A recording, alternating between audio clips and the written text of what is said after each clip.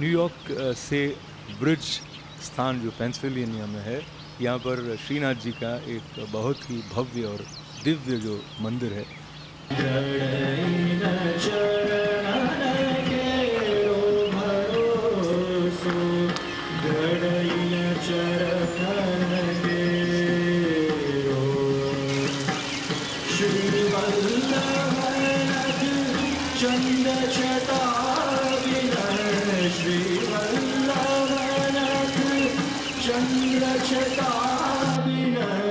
सब जग माज अंधेरो भरोसो गड़ई न चरण केरो सारण और नहीं आकरी में सारण और नहीं आकरी में जासो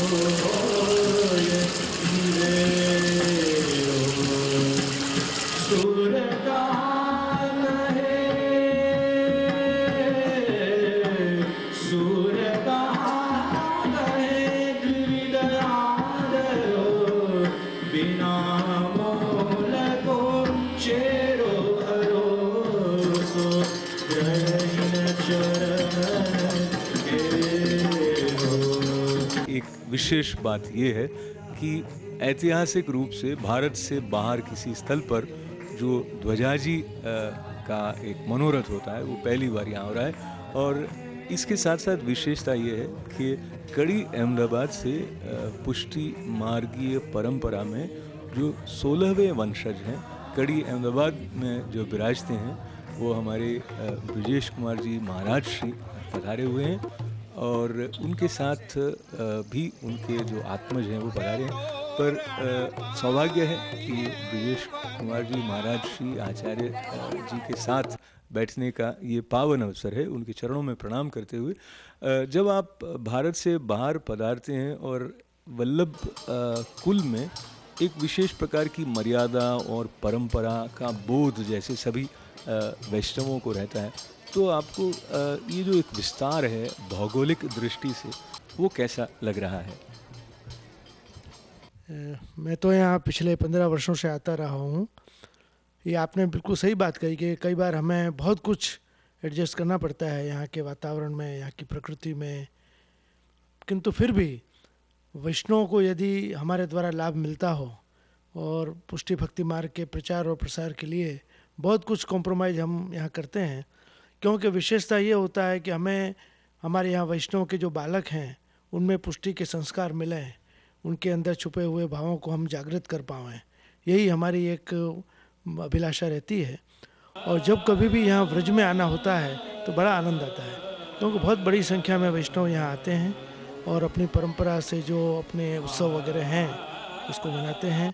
जैसे आज यहाँ पर श्रीनाथ जी के ध्वजा जी का आरोहण है, तो अमेरिका में ये प्रथम वक्त हो रहा है, तो हमारे लिए बड़ा सौभाग्य का अवसर है कि करीबन 2-3 हज़ार वैष्णव आज यहाँ पर आने वाले हैं और सभी इस बात से जुड़ते हैं कि वैष्णव कम्युनिटी जो है वो एक संगठित हो और हमारी उस आचार परंपरा और वैष्णवी परंपरा को आगे बढ़ावे, यही हमारी कामना रहती है।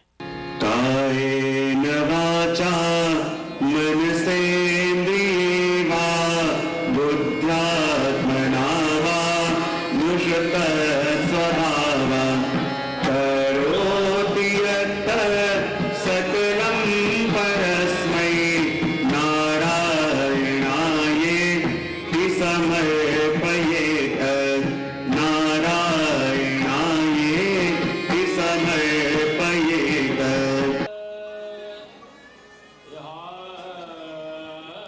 अपने वहाँ कहा गया है कि कलौ केशव कीर्तनार्थ, के कलयुग के अंदर कीर्तन ही केशव रूप है। भागवत में वर्णन आया कि जो फल की प्राप्ति अन्य युगों में अनेक अनेक अनुष्ठान करके मिलती, अनेक अनेक यज्ञ करके मिलती, वही फल की प्राप्ति कलयुग में प्रभु का नाम लेने मात्र से और प्रभु के नाम का गुणगान करने मात्र से सिद्ध हो जाती है। इसलिए इस कीर्तन के अंदर इतना प्रभाव है कि अपने चलित मन को, अपने विचलित मन को यदि शीतलता प्रदान करने वाला कोई है तो ये भगवत नाम संकीर्तन है।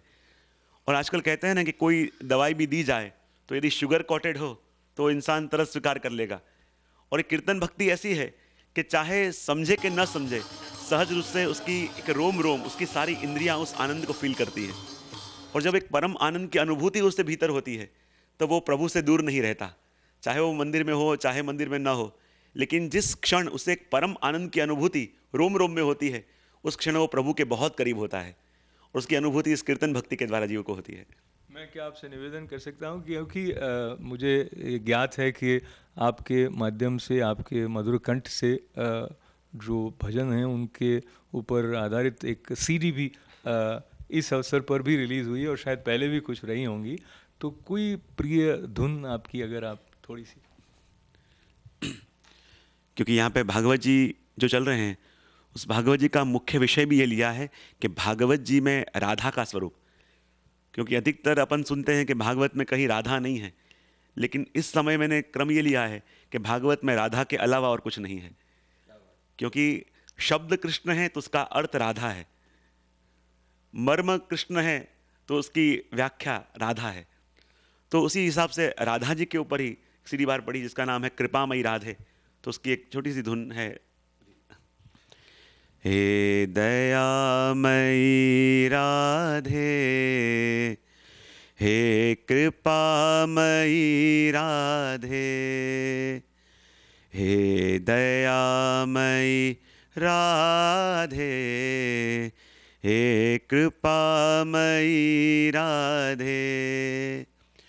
दयामयी कृपामयी करुणामयी राधे, दयामयी कृपामयी करुणामयी राधे। हे रसमयी राधे, हे रासमयी राधे, हे रसमयी राधे, हे रासमयी राधे।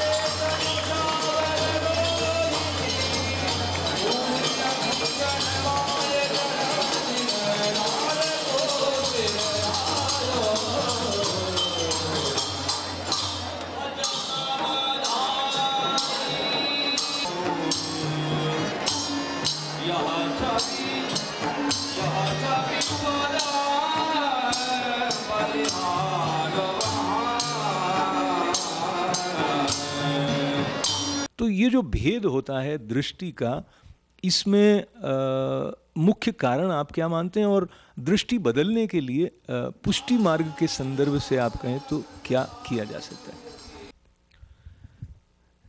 चिंता वो मन की बहुत सहज अभिव्यक्ति है।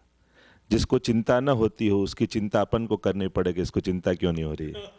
क्योंकि मन है तो चिंता है, पर उसी चिंता को चिंतन में बदलने हम लोग यहाँ पर आते हैं कि जैसे आँख है तो देखे बिना रहेगी नहीं, बंद करो तो आप बेचैन हो जाओगे। कान है उसको बंद करोगे तो आप बेचैन हो जाओगे, वो सुने बिना नहीं रहेगा। वैसे ही मन का स्वभाव ही चिंता करना, चिंतन करना, बस उस चिंता को चिंतन में बदलना, यही सत्संग का प्रभाव है। क्योंकि दुनिया में मैं ये मानता हूँ कि अभी के समय में सबसे बड़ा कोई सत्कर्म है या सबसे बड़ा कोई दान है तो वो सद्विचारों का दान है। आजकल सत्कर्म बहुत बड़े हैं और बहुत सरल है आजकल सत्कर्म करना।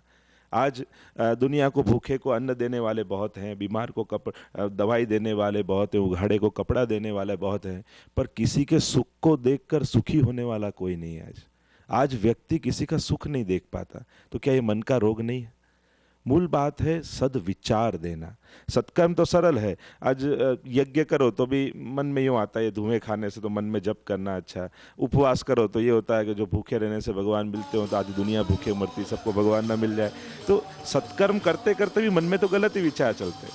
तो सबसे बड़ा कोई दान हम ये चाहते हैं कि पहले माँ बाप को घर से निकालो, फिर गरडा घर बना के उसमें रखो। पर हम ये कार्य कर रहे हैं कथा और सत्संग के द्वारा कि माँ बाप के लिए आदर इतना जगे कि इन गड़े बूढ़े घरों की जरूरी न पड़े, अनाथ आश्रमों की जरूरी न पड़े, मन में इतना आनंद आए कि हॉस्पिटल जाने की आवश्यकता ही न हो। हम ये क्यों चाहते हैं कि पहले लोग बीमार पड़े और फिर हॉस्पिटल में जाएं? जितनी ये चीज़ें बढ़ती है समाज में, वो स्वस्थ समाज की निशानी नहीं है। ये चीज़ें घटनी चाहिए। जितने पुलिस स्टेशन बढ़ रहेंगे गांव में, तो वो अच्छे गांव की निशानी नहीं होगी। श्रेष्ठ वही है कि जिसमें स्वयं का अनुशासन पैदा हो। आज स्वस्थ शरीर वाले व्यक्ति को स्वस्थ विचारों की आवश्यकता है। आज बड़े बड़े स्थानों में बैठे हुए लोगों को शुद्ध और स्वच्छ विचार देने होंगे, क्योंकि इसीलिए पढ़े लिखे लोग जितने समाज को बिगाड़ते हैं या नुकसान पहुंचाते हैं, इतना अनपढ़ व्यक्ति नहीं पहुंचाता। ये बड़े बड़े जो आतंकवादी हमले होते हैं या घोटाले होते हैं, ये सब पढ़े लिखे लोग ही करते हैं, अनपढ़ लोग नहीं कर पाते। मूल बात है बुद्धि बड़ी है पर शुद्धि घटी है। तो शुद्धि को वापस लाने के लिए ये सत्संग, कथा और ये सब करते हैं, जिससे चिंताएं घटे और चिंतन बढ़े। हमारे मन के केंद्र में भगवान आए और उनके स्मरण से, क्योंकि भगवान आनंद रूप है, आनंद मात्र करपाद मुखोदरादि जो वेद कहता है। और हृदय में आपके आनंद है तो आप किसी को दुख नहीं दे पाओ। दुखी व्यक्ति ही दूसरे को दुख देता है, आनंदी व्यक्ति तो आनंद बांटता है। और यही उद्देश्य लेके हम लोग आते हैं।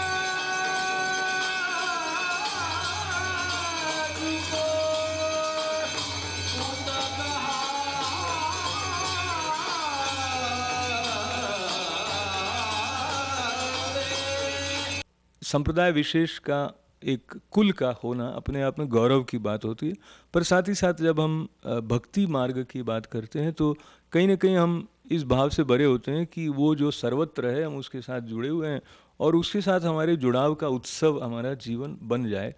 पर साथ ही साथ जब हम एक संप्रदाय विशेष की धारा को एक परिधि के तरह से देखते हैं, तो क्या ये जो अन्य जो पूरा मानव समुदाय है उसके साथ हमारे जुड़ाव में कोई एक रेखा जैसा तो नहीं खींच देता है? हर एक अपने यहाँ भारतवर्ष में अनेक संप्रदाय हैं जो कृष्ण के उपासक हैं। उसमें से पुष्टि भक्ति मार्ग महाप्रभु श्री वल्लभाचार्य चरणों के द्वारा स्थापित हुआ है। करीबन 1534 वर्ष हो गए।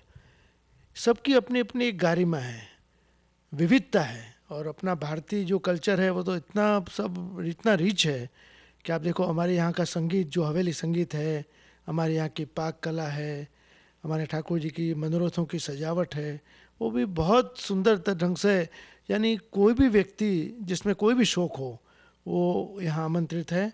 और एक अपनी परंपरा का एक निर्वाह हम कर रहे हैं। और ये अच्छी बात है कि उस बहाने से लोग जुड़ते हैं। संगे शक्ति कलयुगे, और इस कलयुग में हम किसी भी महाप्रभु वल्लभाचार्य जी ने भी किसी चीज़ का विरोध नहीं किया, कभी भी सभी का आदर किया है। लेकिन उन्होंने अपना एक प्रतिपादन किया कि ये पुष्टि भक्ति मार्ग एक ऐसा मार्ग है कि आत्मसमर्पण के द्वारा हम ठाकुर जी को समर्पित हो जाते हैं और हमारा जो भी कुछ है वो प्रभु को अर्पण करके फिर हम उसका अपना निर्वाह करते हैं। तो एक इतनी सुंदर, पर इसमें कोई कठोरता भी नहीं है, कोई दमन भी नहीं है। वैष्णवपि सहजम, एक सहज भाव से हम ठाकुर जी के साथ जुड़े रहें और एक इस जीवन को एक आदर्श जीवन बनावें, यही श्री महाप्रभु की कल्पना थी।